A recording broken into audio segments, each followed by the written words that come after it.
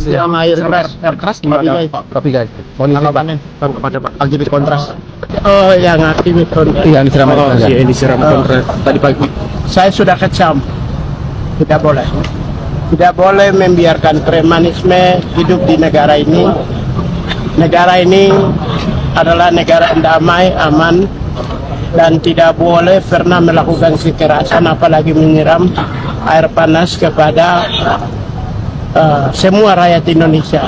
Ya, kalau ada perbedaan pendapat diselesaikan dengan baik, demokrasi kita tumbuh berkembang, kita mengalami surplus demokrasi, tapi tidak boleh ada kekerasan terjadi kepada siapapun, termasuk aktivis dan civil society.